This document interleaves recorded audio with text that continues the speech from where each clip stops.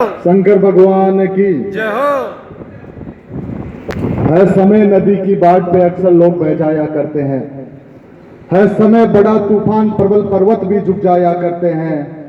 अक्सर दुनिया के लोग समय में चक्कर खाया करते हैं, पर कुछ लोग सत्यवादी वीर तेजाजी महाराज जैसे होते हैं जो इतिहास बनाया करते हैं, इतिहास बन जाया करते हैं। तेजाजी की बलिदान भूमि पे आप सब युवा पधारे हो। आपका मैं तहे दिल से यहाँ हार्दिक स्वागत करता हूँ, अभिनंदन करता हूँ। सर्वप्रथम तेजाजी महाराज शंकर भगवान के चरणों को वंदन करता हूँ। हमारे स्टेज पे जितने भी महापुरुषों की तस्वीरें हैं, आज के दिन उनको भी याद करते हैं। सम्मानित मंच पे विराजमान अपने अपने क्षेत्र के सारे ज्येष्ठ और श्रेष्ठ लोग, मैं आज के इस युवा संस्कार शिविर के उद्घाटन सत्र में मुझे जो मौका दिया उसके लिए मैं आदरणीय रामनारायण जी और कानाराम गुरु जी का धन्यवाद ज्ञापित करते हुए अपने आप को सौभाग्य और गौरवान्वित महसूस कर रहा हूं।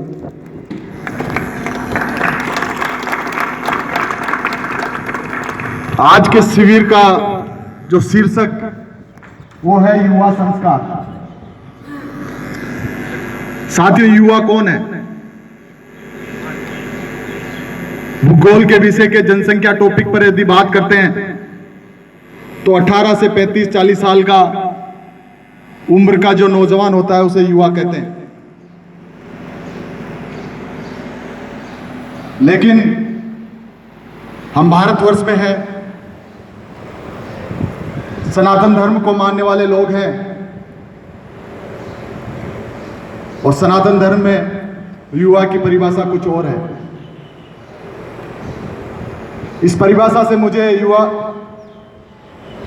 हृदय सम्राट स्वामी विवेकानंद जी का एक कथन याद आ रहा है कि मैंने इस भारतवर्ष में 18 साल का बुजुर्ग और 75 साल का युवा देखा है। और साथियों, आज का यह शिविर इस बात को साक्षात भी करता है, क्योंकि मैं यहाँ 50 साल 60 साल के बेटे रामनारायण जी और कानाराम जी गुरु जी को भी युवा ही समझता हूं। एक 50 साल का 60 साल का बुजुर्ग यदि किसी कार्य को पूर्ण निष्ठा और मन से करता है और उसी कार्य को एक 18 साल का नौजवान, 20 साल का नौजवान बिना मन लगे, बिना निष्ठा के, बिना ईमानदारी के काम करे, तो साथियों ऐसा युवा होने का मजा नहीं है। आप जिस भी क्षेत्र में रहो, चाहे वो शिक्षा का क्षेत्र हो, चिकित्सा का क्षेत्र हो, खेलकूद का क्षेत्र हो, राजनीति का क्षेत्र हो, आप अपने कार्य को पूर्ण ईमानदारी और कर्तव्य के साथ करोगे तो मैं दावे के साथ कह सकता हूं उस दिन आपको युवा होने का एहसास होगा। आज इस शिविर में आपने दूसरा जो शब्द है वो है संस्कार। पिछले कई सालों में हमारे संस्कारों में लगातार गिरावट आ रही है।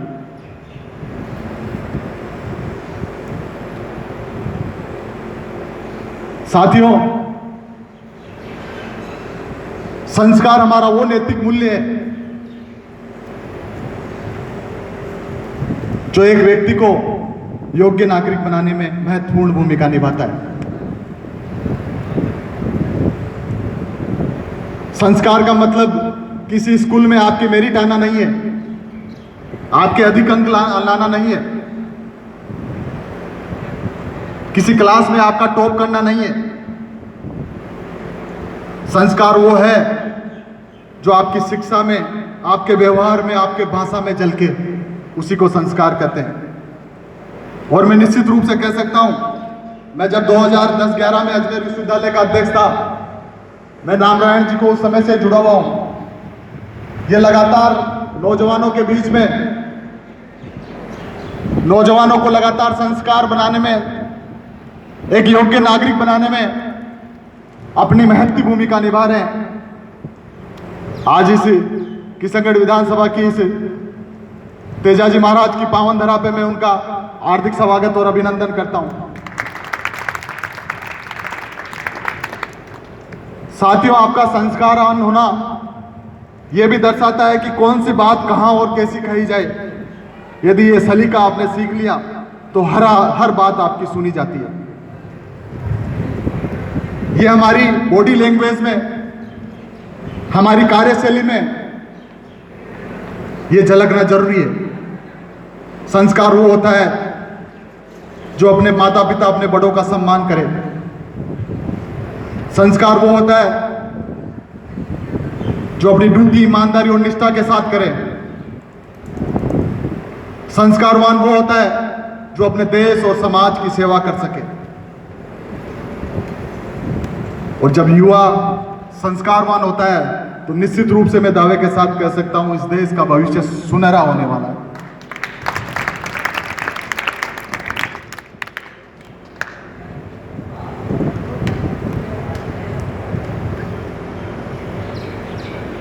एक पुरानी कहावत है, करत करत अभ्यास के जड़मति होत सुजान, रसरी आवर्त जात के सिर पर परत निशान।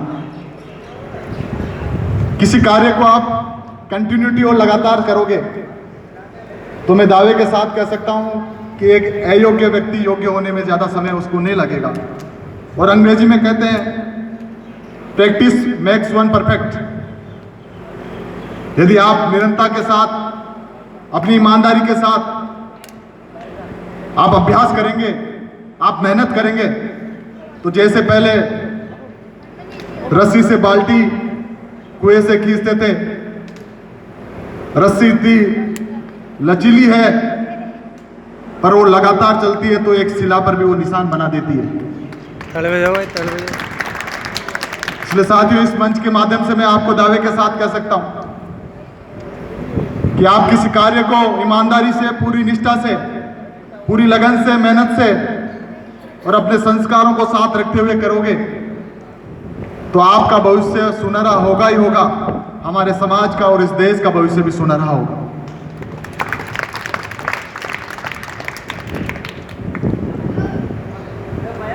मैं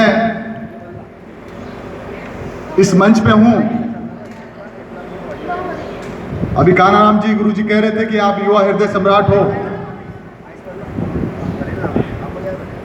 साथियों, मैं इस चीज को गलत मानता हूं। मैं ईमानदारी से कहूं तो मैं यहां हूं, आपके बीच में बोलने के लिए सक्षम हूं तो मेरी शिक्षा की वजह से हूं। इसलिए आपको शिक्षित और शिक्षित के साथ संस्कारवान होना जरूरी है। उद्घाटन सत्र है, युवा संस्कार शब्द था, उस बात पे मैंने अपना उद्बोधन आपको दिया है। और निश्चित रूप से आज 5 दिन का जो शिविर है, उस शिविर से इस राजस्थान से आए हुए ये नौजवान संस्कारवान होके अपने माता पिता के साथ अपने समाज और देश का कल्याण करेंगे।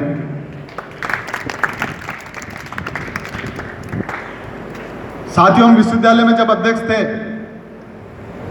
हमने छात्रों और नौजवानों का उस समय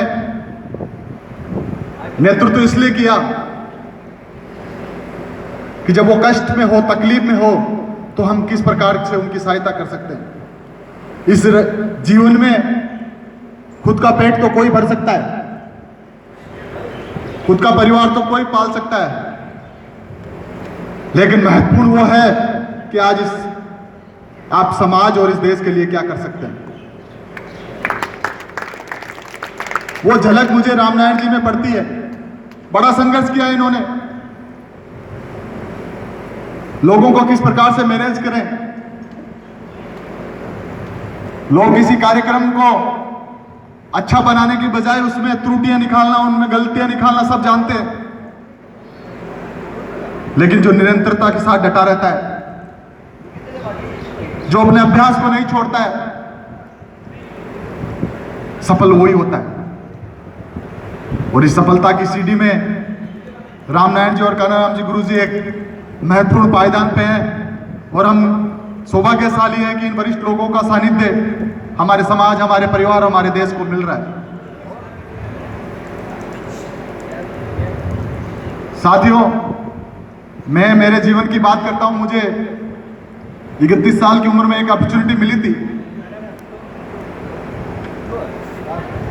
सब परिवार, समाज, देश, यहां तक कि हमारे क्षेत्र के वरिष्ठ लोगों का सारा आशीर्वाद था।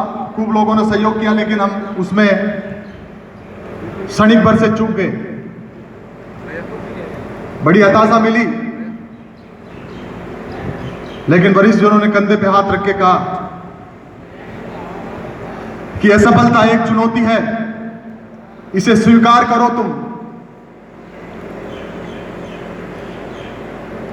असफलता एक चुनौती है, इसे स्वीकार करो तुम। क्या कमी रह गई है, उसमें सुधार करो तुम। जब तक सफल न हो, नींद चैन त्यागो तुम। संघर्ष का मैदान मत छोड़ भागो तुम। कुछ किए बिना जय जयकार नहीं होती, और कोशिश करने वालों की हार नहीं होती। कोशिश करने वालों की हार नहीं होती। इसलिए आप किसी कार्य को करते हो और बड़ी ईमानदारी के साथ करते हो, तो असफलता शब्द एक छोटा शब्द पड़ जाता है। आप क्षणिक भर के लिए सफल नहीं होंगे, लेकिन आपको अनुभव जरूर प्राप्त होगा, और वो अनुभव आपके जीवन को एक बड़ी ऊंचाइयां देगा, आपको दिशा देगा, आपकी दशा सुधारेगा। मैं पुनः इस मंच के माध्यम से आयोजनकर्ताओं का धन्यवाद ज्ञापित करता हूं, और मेरे नौजवान साथियों, फिर मैं विवेकानंद जी की एक बात कहते मेरी बात यहां समाप्त करना चाहूंगा कि उठो जागो और तब तक मत रुको जब तक आप सफल नहीं होते। आप सब नौजवानों को मैं उज्जवल भविष्य की शुभकामनाएं देते हुए पुनः आयोजनकर्ताओं का धन्यवाद, साधुवाद। मैं इस 5 दिन के शिविर में किसी प्रकार की मेरे लायक कोई सेवा हो, मैं आपकी सेवा में जरूर हाजिर होऊंगा, और विभिन्न सत्रों में यदि किसी सत्र में किसी विषय पे मुझे आप फिर बुलाते हो तो मैं फिर आऊंगा आपके बीच में। आप सब लोगों के बीच में आके मुझे ऊर्जा के साथ साथ उत्साह भी मिला है। आप सब लोगों के उज्जवल भविष्य की कामना करते हुए मैं अपनी बात खत्म करता हूं। बहुत बहुत धन्यवाद। जय तेजाजी महाराज। जय हिंद, जय भारत।